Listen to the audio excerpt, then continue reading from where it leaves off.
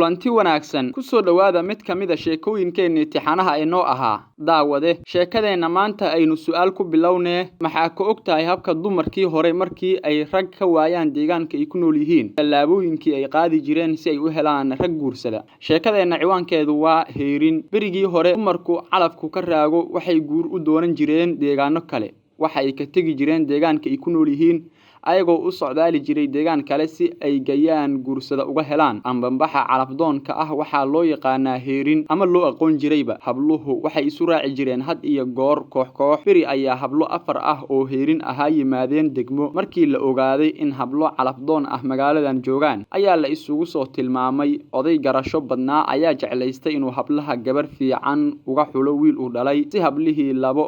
si hablihii loo bilkaydiyo ama loo kala saaro ayaa guri la geeyay hilibna lagu sooreeyay hablihii waxa loo geeyay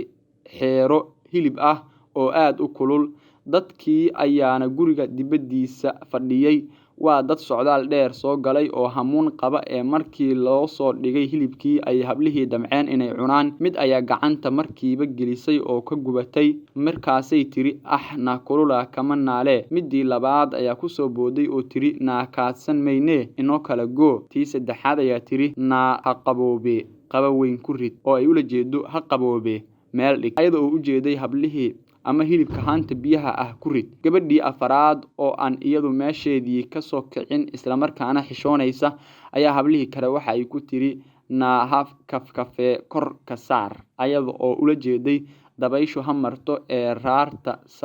sare saar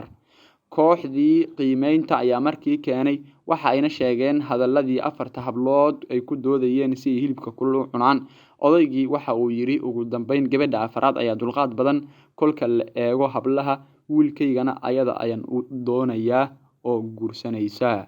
sheekadeena maanta ciwaankeedu oo ahaa heerin intaasay nooga dhan tahay daawada xikmadda sheekadan aad ka faa'iiday iyo cilmiga aad ka korarsatay muxuu leeyahay bogan falow inoo dhaha muuqaalkaana share gareeya saaxiibayaal lana wadaaga bulshada Soomaaliyeed mahadsanidin soo dhawaada